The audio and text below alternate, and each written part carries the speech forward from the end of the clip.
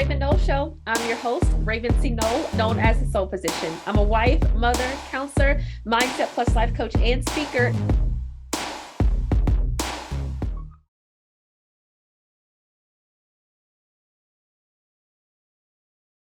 Hey D, how are you? So wonderful. So great to see you. How are you? So good to see you as well. You look bright and beautiful as ever. Thank you. So do you, as always. Thank you.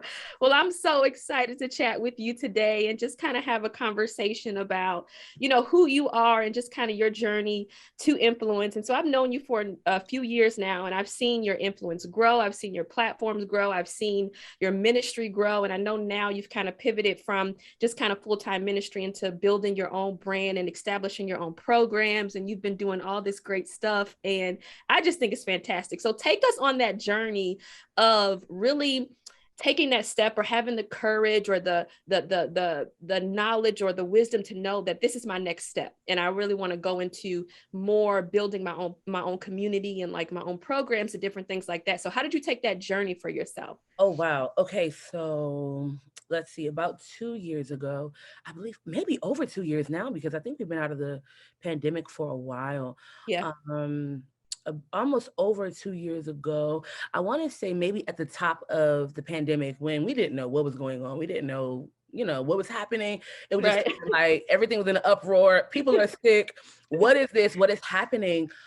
Right before all of that started, I was noticing like, okay, I'm starting to feel some type of way, and I didn't have language for it. Yeah. And you know how like if you're feeling like heavy or if you feel like something is wrong, you're automatically thinking, okay, who did something? Is something old coming up? Right. What's Right. going on at the house? Are my friends good? Like you just start feeling uncomfortable. So I started feeling very uncomfortable, right?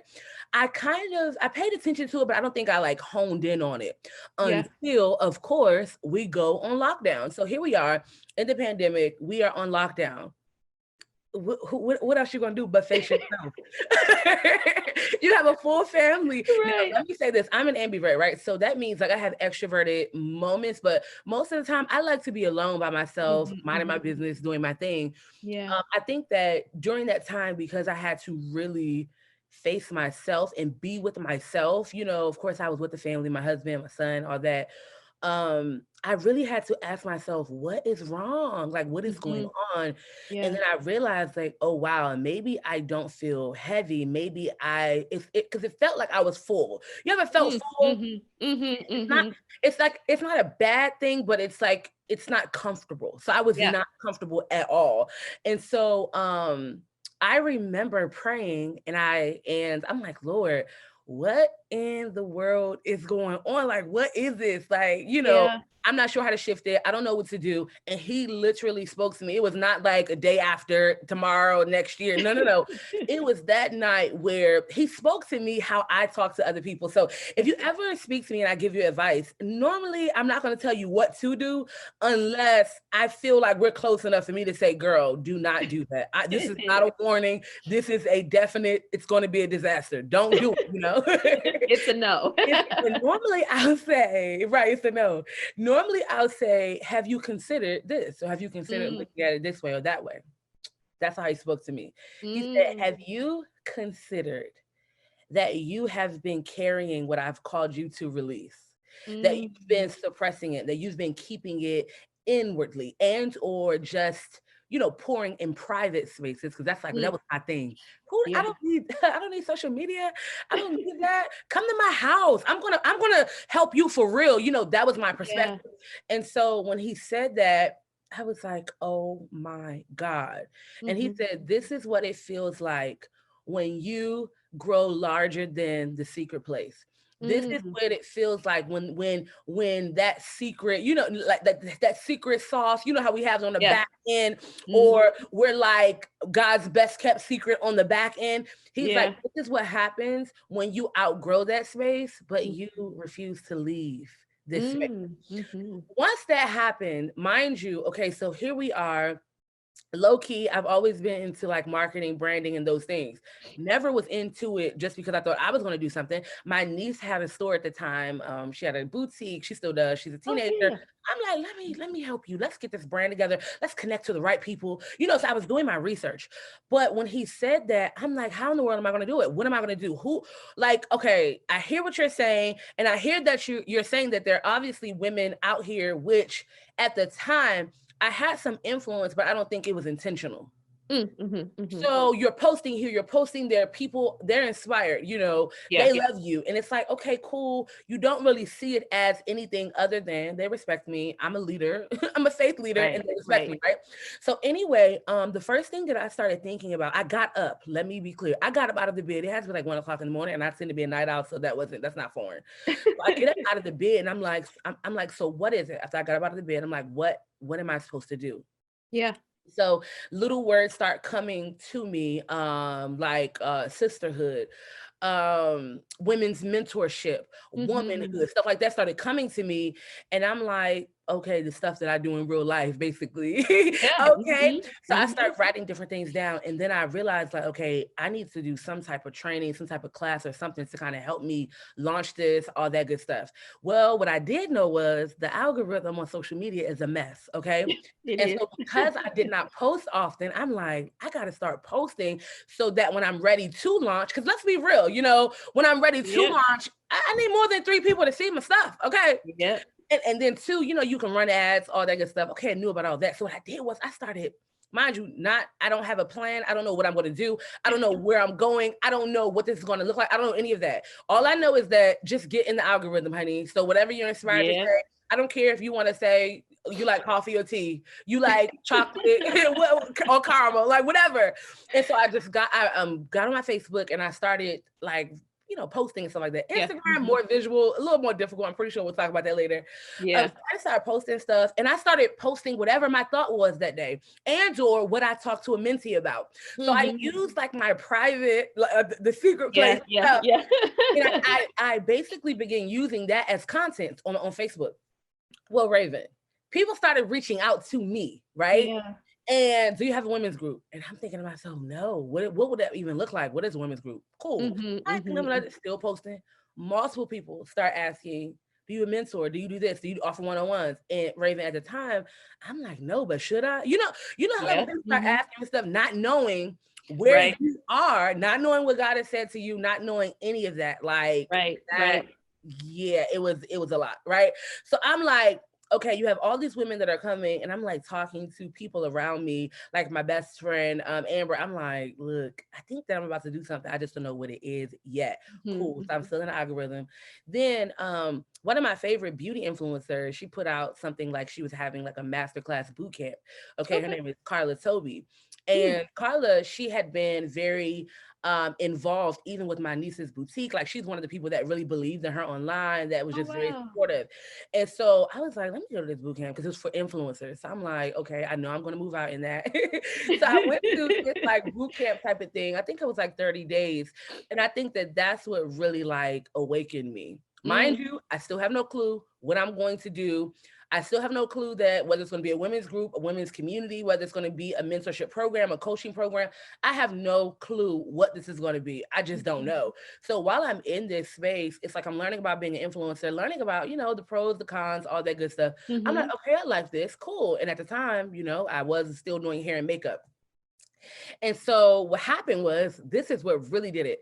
I after I finished that program, it really put like fire behind me, not necessarily because I was supposed to do what she was doing, but Mhm. because it now made sense to me. I'm a person Mhm. where I can do it if it makes sense. Even if I can Right. see the outcome, it's a faith walk, cool. I still need some practical tools. I need tools to start. Yeah. I didn't Yeah. ever just be out there just doing anything. You know what I'm saying? And so all right. So here I am. After that, I'm ready. I'm like, okay, I don't know what this is. You know what? I think I'm gonna build like a sisterhood community. This is what I'm thinking. Like, yeah, I could be big sis, all that. Just trying to figure it out, trying to figure it out. Yeah. Meanwhile, I'm still posting on Facebook. Mhm. Meanwhile, women are still reaching out to me. And I started counting. I went all the way back to the first woman that did it. By the time I got to 80, I said, Mm. this don't seem like I need to launch. This seems like people are pulling me out. And Yeah. so I said, Lord, what in the world does this mean? Like, what does Yeah. this mean? And at the time, Raven, I was posting on Facebook. And at the end, I would say, this is a soul investment, because that's something that I've coined a long time ago. Like, soul investments, it's really important. People don't Yeah. know that. People do Mhm. not realize that we are not one-dimensional beings. We are Yep. multi-dimensional beings. We are triune beings. There are three parts Yep. to us. And so if we're only tending to certain parts and there's another part of us, it's not okay, so I'm like, Mhm. okay. Mhm. So anyway, I said, you know what? I'm not going to launch right away.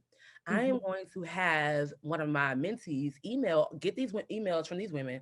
We're going to email them, and I'm going to bring them into a private space, and I'm going to meet with them once a week, and I'm going to call it Soul Investments. So Mm. I was like, David, I was telling my husband, I was like, what you think about this? He was like, he said, duh, like the people been waiting, I'm like, yes, okay, cool. And so I'm like, I have these tools, like as far as like influencing and things like that. Yeah. I didn't realize that over the years, God was teaching me how to build family and community. Before we came to Mhm. Chicago, we had a church on the East Coast. And one thing that was very key to me was making sure that we had a family oriented culture, and that we Mhm. had a culture of honor for real, not just Yeah. upper, Mhm. we wanted peer honor. We wanted honor on a peer level too. So it's like, hey, don't just honor me, honor your brother and sister in Christ, Right, right. creating that type of environment, and not realizing that strategy was already there. I didn't even realize it. And so what I would say is, just to give a real quick nugget, if you're building a community of any sort, I Mhm. feel like you should gather the people that are already around you. One Mm. reason why I say that is because these people, they become your fruit. They become this is real. They become the reviews. They become the Yeah. testimonials. They become the, oh no, don't play. If she's calling you in, let's do it. And so not Right. realizing, here I am gathering 80 women that ended up turning into 100 women, that called me out. I didn't call Yeah. them. I didn't even put nothing out. They called me out. Here I am Yeah. gathering them, but I already have a host of spiritual daughters. I Mhm. already have a host of women that I've discipled that are like, what you mean? What you doing? I need to be in there. And then once they got in there and I started talking, you have these people who have known me over years, like, y'all, I'm telling you right now, you might want to listen. I am where I am Right. today. So Right. then it was almost like, not consciously, but what happened was, those authentic relationships became the proof that Mhm. other women needed to take a risk with me. Mhm. Women who did Mhm. not know me, women who did not, I mean, they knew that I was, a pastor and stuff like that, or a Yeah. pastor's wife, but they didn't know that, I actually did this in real life. I'm inspired by her posts. Her posts speak to me, and so they were Mhm. really excited about that, but they had no clue, like, oh, she got fruit. She has people who can testify to that her character is What it great. is. You have Mhm. people that can say she has integrity, which is very important. And then I brought people in who knew me before I became the person that I am, who watched Yeah. me evolve. So I had Mhm. people who knew me when I was high-headed, when I had a bad temper, when I was not the 1, 2, 3, 4, 5, 6, 7. People who knew me, who are like, and my family, my sisters, my blood sisters ended up coming alongside me. And they're like, y'all, let me tell you right now, listen to this girl, because we know her, huh? And Yeah. so she's not teaching you anything that she didn't know. And so in this private space, nobody knew what was going on. Before I Yeah. ever launched, in this private space, I'm pouring into these women, and I did it for 100 days.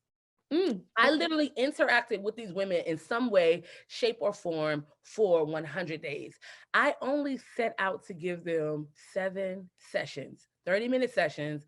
But every time I said, we're going to leave, they're like, please don't leave, please don't leave, please don't leave. And I'm like, okay, okay, okay. Here's another business strategy I didn't realize. First of Mhm. all, here I am working on the back end, right? So I didn't call Amber. I didn't call 2 of my mentees in to say, hey, I want y'all to help me do whatever I'm about to do. I don't know what it Mhm. is. I know it's gonna be Yeah. like, at the time, I didn't know it was going to be like women's mentorship at the time. And Yeah. so I called them, they're down. Mind you, I am running this private exclusive group while I'm still working and building on the back end. Mhm. So mind you, I'm thinking, oh my God, I am just appeasing my followers. Like, I'm letting them know that I'm here. They want to keep going. Yeah. Going. But really, a smart business strategy is, if you're going to use that business model, you better make it last until you're ready to launch, because who's going to Yeah. be at the launch Mhm. party? Who's going to be the loudest at your launch party? Mind you, I Right. didn't have any clue of this back then. I'm Yeah. just thinking, this is how it go. But now looking back, I'm like, no, now this is strategy. So then what Yeah. happened? I go back. I'm like, ladies, we're going to make this a thing, and this is what it's going to be called. So I'm like, okay, I was at the time teaching them about having a wealthy soul, Mm-hmm. and how the wealth of womanhood was the health of your soul, Yeah. and how depending on your soul's health, that would determine how you show up in life, how you would show up in your career, how you would, do Mm-hmm. you understand what I'm saying? That Mm-hmm. was like that thing. It's like, we're trying to be great at whatever we do, but the truth of the matter is you're only going to be as great as whatever you are as you Yeah. are a Yeah. woman. But your Right. womanhood begins with that soul. Who you are, if we get to know your soul, that's when we get to know you. And so Yeah. we started building that. So I'm like, I don't know what to call this. Like, what in the world? I'm like, okay. I was like, I'll call it soul and wealth. I said, but God, you can change it because I know this is not it, but I'll call it that. I'll make it a Yeah. course. So I ended up letting them know that I wanted to launch. Everybody's so excited. Another thing, these ladies are like, can we secure our seat before you give this to the public? Because I'm not losing my seat. I'm like, yes. So another business strategy. What did I do? I released it to my community. I had a soft launch in the community before I ever did publicly. Yeah. I already had women signed up for a mentorship program before I even launched. So anyway, Nick, long story short, I hope this is exciting because No, I'm it okay. is. Okay. We So following you. okay. Just making sure. So then when I actually launched the women's community, of course, I wanted the visual branding to be what it needed to be. Mm-hmm. I wanted to start where I was. So I didn't go. So my mind will take me, 20 years in the future when Mm-hmm. I have millions of dollars to do whatever I want. So I'm like, okay, that's a great vision, but where can you start? Yeah. Where can Yeah. you start today? Like I'm a fan of just adjusting where you are. Pace Yeah. is a real thing. And I think you were talking about that on social media too. And I'm laughing Mm-hmm. because I'm like, I talk about this all the time and people hate it. When I tell you people hate it, they do not like They the idea. don't like it. And so here I am, Raven. I'm like, I'm in chapter 1. Why would I put pressure on myself to act like I'm in chapter 10? Why would I get Yeah. out here and, hire videographers and all this stuff when I Mm-hmm. barely even know what I'm doing? Like, I'm not doing that. Let me Yeah. find me a motion graphic designer, because that's another thing. So before it became popular to do motion graphics, Carla was doing it. And I was Oh, like, okay. ooh, I'm about to start doing that. So it was like a secular thing before it even came over into our industry. So she was Wow. the first person I ever seen do it. Oh, wow. And in her community, and her and I, we have a really good relationship to this day. Like, we're cool. Like, we're really Yeah. cool. She was like, I was like, oh, I want a motion graphic. She was like, here, I'm gonna slide you this person name. This is who I use. Go ahead. So I'm like, cool. So I have a little motion graphic done, and we launched it. And of course, it was by far, it exceeded anything that I could ever imagine. By Mm-hmm. the time we closed it, we had 300 women signed up. And That's Raven, awesome. I was in shock. I was like, wait a minute, like, this is real. Yeah. And then I had to like remind myself, like, okay, you out here, figure Mm-hmm. it out, do what you need to do. And to me, when I say do what you need to do, that means make sure that you are prepared on the Right. back end to pour on the front end. Right. Right. Right. And Right. so I, of course, registration is out here. We're not going to start right away. I had at least like 3 weeks to make sure that I was ready, Yeah. because it was like I want to say 8 week. I can't fully remember. I think it was like an 8 week course type of Mhm. thing. And so I don't believe in making people pay for community. I'm not against it. Yeah. I just don't, right? So what I did was, you have mentorship programs where it's just mentorship. It's kind of Yeah. like they say it's a community, but they don't really facilitate community. Yeah. Um, and so what happened was I said, okay, what your investment is the mentorship. Okay. So there were 2 different spaces. There was a space where they learned that's not on Facebook. And then there was neither one of these spaces were on Facebook. And then there was a space where they can communicate and become sisters and all that kind of stuff. Okay. But I didn't just expect them to become sisterhood. I taught it. But not only did I teach Mhm. it, I had a team called the Soul Sister Culture who Oh, I I love trained that. for weeks. I trained Okay. them for weeks to teach them how to create an environment where people who were not comfortable with community could be comfortable. People who were ready for it could come into it. And Yeah. basically, they became the influencers in the community Love outside of that. myself. And so what I did was I said, hey, you're going to invest in mentorship. And as your mentor, I'm going to gift you sisterhood and community in this space. Mhm. and I'm going to be here to help facilitate it so that you'll know what it looks like. And so here I Mm. am on the back end coaching my team. Ladies, Mm-hmm. are they okay? If you don't know, go find out. Let's Yeah, go. yeah, And I yeah, begin to teach them, even the other ladies, how community is not about just what you're going to take. It's also about your contribution. yeah, So if yeah, you come yeah. in just trying to figure out what you're going to take, 9 times out of 10, you're not going to stay. Mm-hmm, mm-hmm. Yeah, Right. And because here I'm in a community with women, nobody knows how to do it. So if I'm yeah. expecting something and nobody gives me anything, I'm going to count it out and say it's not what it is. When the truth of the matter is, your high is a contribution. Your Yeah. updating is a contribution. You Mm-hmm. posting in our platform is a contribution. And so the ladies start catching on, and it just kind of Mm-hmm. took off behind the scenes. And I created it in such a way that even when you were done with mentorship with me, if you wanted to be done, because I only did like I did 2 cohorts, but they had like 2 different course modules. But Okay. after you're done with me, if you want to stay in the community, you can stay in the community. And this is basically where it all started. And as of late, I shifted the cohort model into a membership model. And I've literally seen hundreds of women between that Facebook and between our private platform with the soul and wealth thing. I Mm-hmm. have seen hundreds of women I didn't even know. It took my admin to say, do you not know that we've literally helped over 600 women? I'm like, really? Over the course of 2 years. So you have these cohorts, and you have this community, and you have Yeah. all these things. And I'm like, that is crazy. Mind you, I never thought that I would be doing anything like this. I knew that I was influential, but I thought that it would come through ministry. I didn't think that I would Yeah. do my own thing, my own brand. And Yeah. so we ended up changing it into a membership model, and then God gave me the name. It's called Elevated You, Home of Okay. Elevated Women. And Yeah. that is like the thing. Now I'm working on some other stuff that we'll talk about another time. But so right now I have Elevated You. It's a community of amazing women. Our main focus is the evolution, emergence, and the elevation of women. Love And that. I teach single women. We have a wives group, and then we have womanhood stuff. So it's like Okay. you can do womanhood and wife, womanhood and single, or you like, baby, I don't need the other stuff. I'm just here I'm just as a here. woman. Just give me what I need as a woman. So we do have 3 different models, and it's fun. And so it gives an element of community for wives.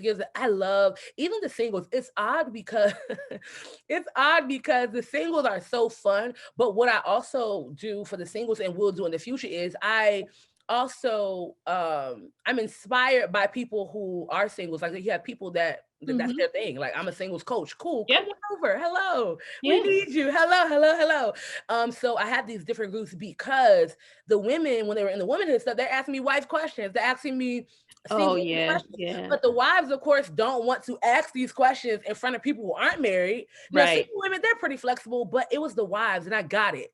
If I want Yeah. to ask a question about my sex life, I need to be able to do it in a confidential space Right. where Mm-hmm. other people are not looking at my husband like, let me What's try. going on there? Right. you know? And so, yeah, so that's where I am now. I hope that answered your question, but that's Yeah. because that was the journey. And oh my God, like I have such a love for community. I have such a Yeah. love for village. I have such a Yeah. love for bringing women together and creating culture. And I think that it's been through this journey that I'm like, I'm a whole culturalist for real.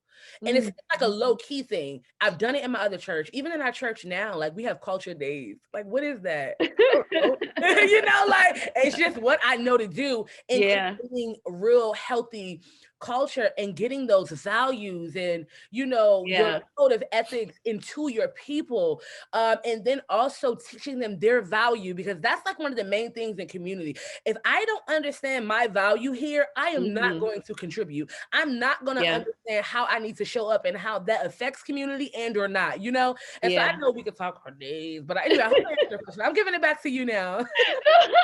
No, I think that the journey of just, I think it's beautiful that you called your actual mentorship or your community membership Elevated You, because that whole journey was an elevation for you. You know what I mean? Like that whole journey from stepping into a knowledge of, okay, I feel full, God, I really need to pour myself out. Something's a little bit different here. And then that unfolding and that unraveling of God really giving you the language and the context to who D already was, but Yeah. him really pulling it out of you and saying, hey, there's another level and another sphere that I Exactly. want you to be able to make impact in. And I think that your own personal journey speaks for itself as far as the evolution of who you are, and the evolution of going from just ministry to business, and then seeing yourself in a bigger capacity. But then also your community said, I'm going to affirm who you are and what I see in you. That part. And it's the same thing that you're doing for other people. And I think it's beautiful.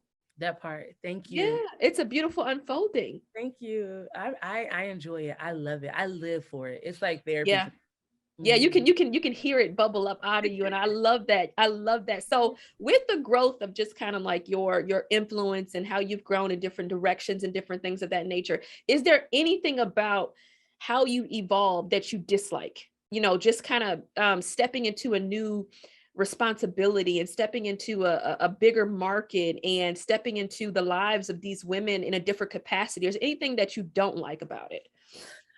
I think that I'm adjusting to the business side of it.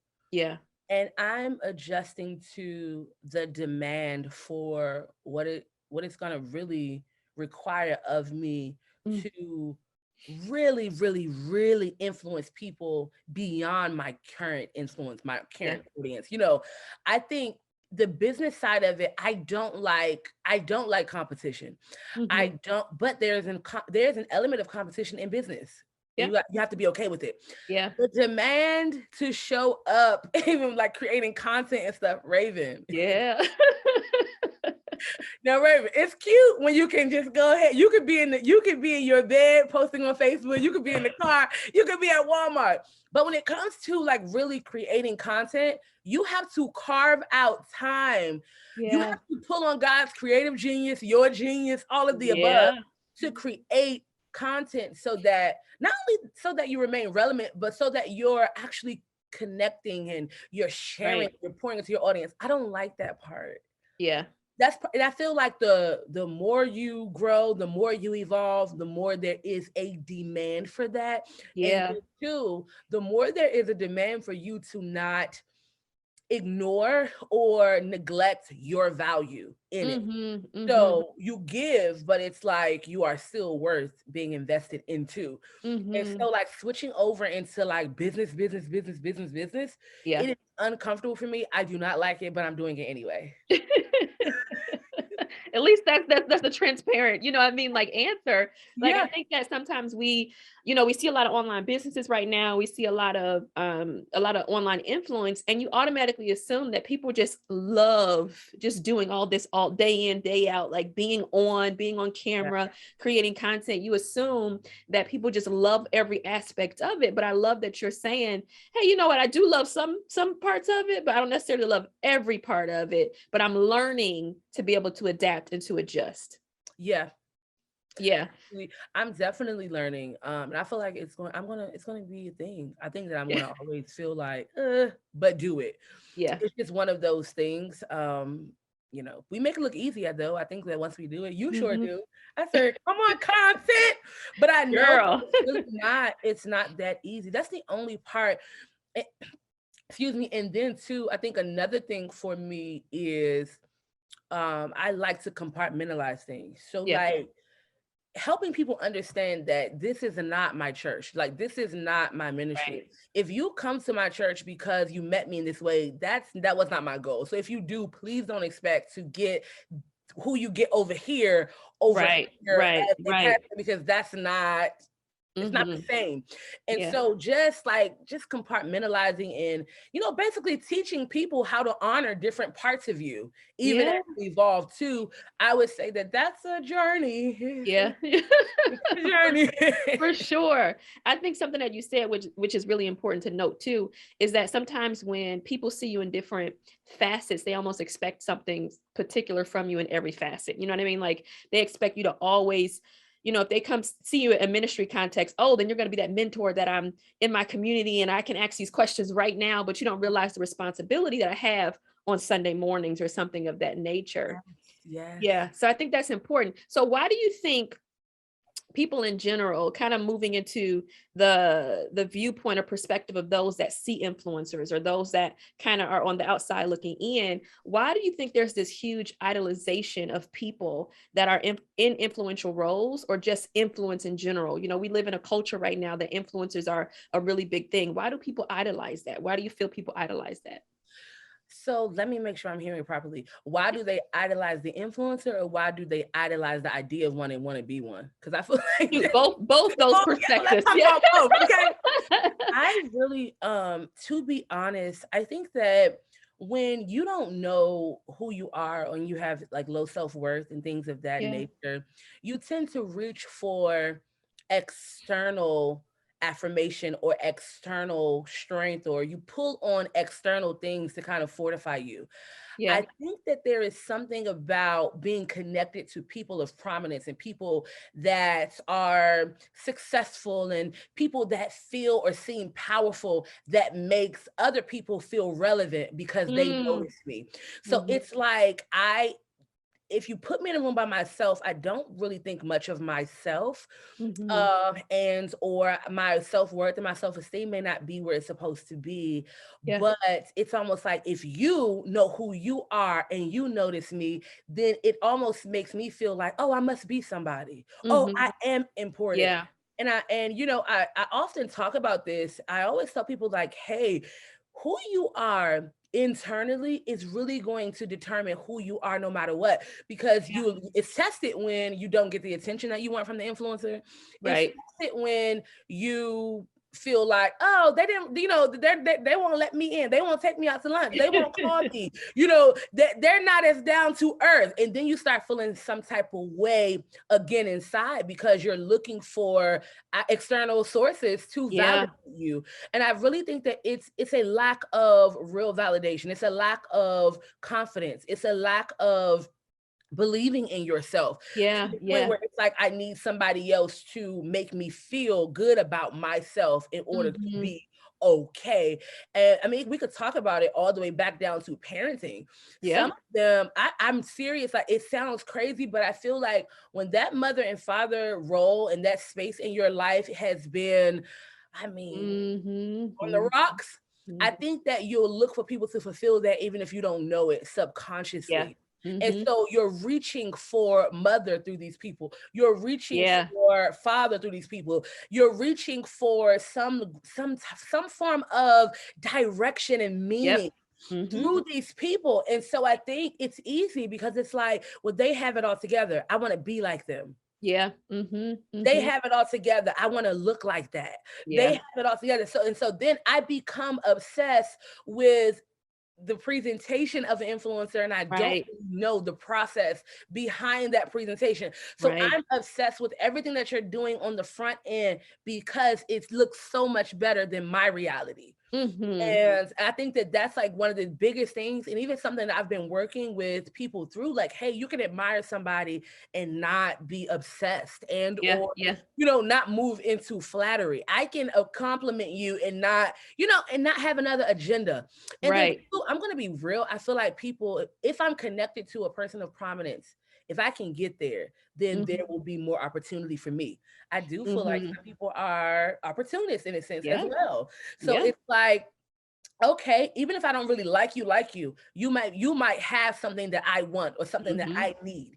And Yep. so I'm following you because there's something that I feel is going to push me to my next level. And Mhm. or I might even want your secret sauce. I might follow you for that. I might Yep. even try to get close enough to go ahead and snatch your ideas. And there are so many, and people posture themselves differently. Some Yeah. people posture themselves as fans, and then some people posture themselves as the help. You also got to be careful with the Yeah. help because Mhm. it's still idolization.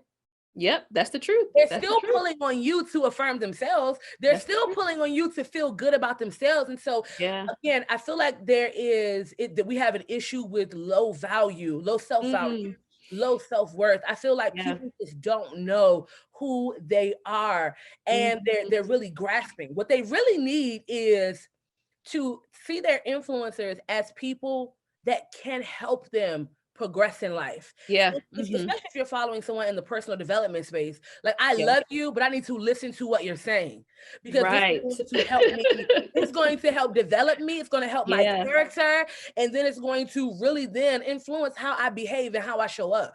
And so, like, Yeah. that's the thing. But then too, I'm seeing that people want to be influencers because they want to be people of importance.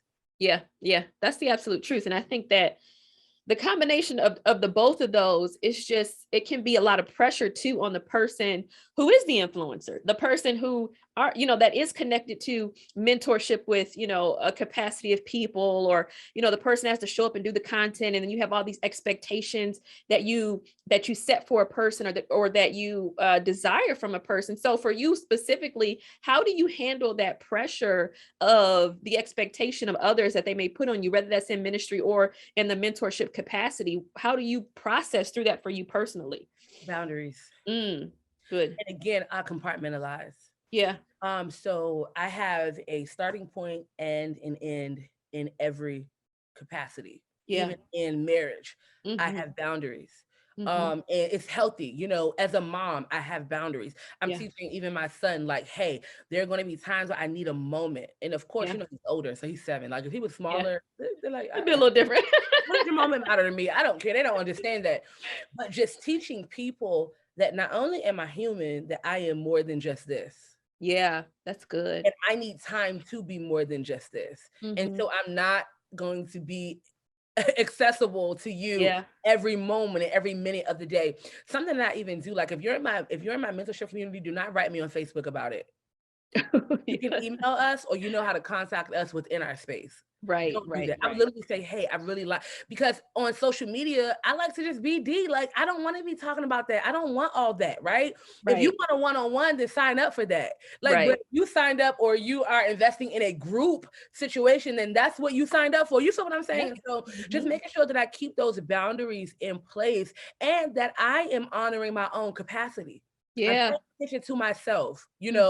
What can I do? I'm working within these boundaries here, and this is all I got for this. This is all I got over here. This is all I got. Because I personally, I do feel like, what I'm doing is my primary purpose. Like, you have that thing where it's like, okay, God, I'm doing this for your house, but then this is the reason why I was born, Right. So the reason why you were born is going to kind of consume you, because it's like, this is why I was born.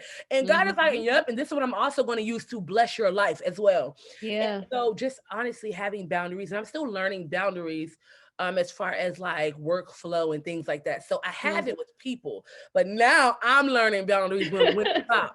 When do you stop working? When do you stop? Right. And just trying to figure that out. I'm always learning, even with that, like, okay, enough, go to sleep, I'm ever learning. I feel like the best teachers and the best mentors are the greatest students, and people that understand how important it is for them to be poured into. I'm always investing in myself. I'm always trying to do something. Like, now I'm like, out of the pandemic, I need to find me some conferences to attend, not church conferences, I want to go into the personal development space, because as much as people don't agree with it or like it, we need it.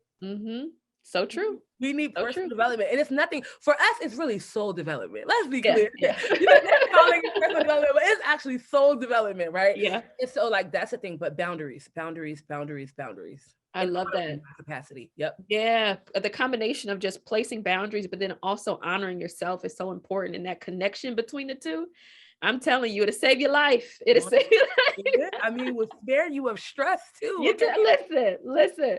So this brings me to my last question, which I ask all my guests on this series. So from your perspective, what you've gone through in life, how you show up online, business, ministry, for you, what do you feel like is the cost of relevancy and influence? Ooh, what is the cost? I think it depends on how you look at it and who you're doing it for. And who sent you or told you to do it, like what your inspiration is. Yeah. I think that, and this may sound deep, I'm not trying to be deep. That's okay. Be you. Okay. But I really feel like what I'm doing is God ordained. And I think to some degree, to a large degree, I would say that it costs you comfortability. Yeah. Mm-hmm. It costs you yourself to some degree. Yeah. I feel like, especially if you feel like God told you to do this, it's almost like you just become a vessel Yeah. for him to then shape people even through your intellect. Yeah. Through, you know what I'm saying, through your revelation, the revelation that he gives you, he essentially begins to shape people. He begins to teach people through you and give you what people need. Yeah. And so I think that in and of itself on that end has a cost, and it requires a level of submission to him Mm-hmm. that does not allow you to be status quo or like the average person. Yeah. So what I mean by comfortability, you don't get away with the things that other people get away with. Yeah. Even how you get what you pour, you don't get it the way other people get it. You understand what I'm saying? Yep. Yep. So it's almost as if it's like, who? I don't think that I'm ever going to be comfortable ever again, which I prefer Yeah. to be comfortable. Yeah. Most people do. I prefer to be comfortable. But I'm going to tell you, every time I go back to that place, here we grow again. Yeah. Here Mm-hmm. we evolve again. Here we elevate again. And I say that it's costing me. And when I say that, I don't mean me in its entirety, in my fullness. I mean like that version of me Yeah. Mm-hmm. that Mm-hmm. has to evolve or that have to Yeah. grow, that if in and of myself, I probably would be like, I'm okay.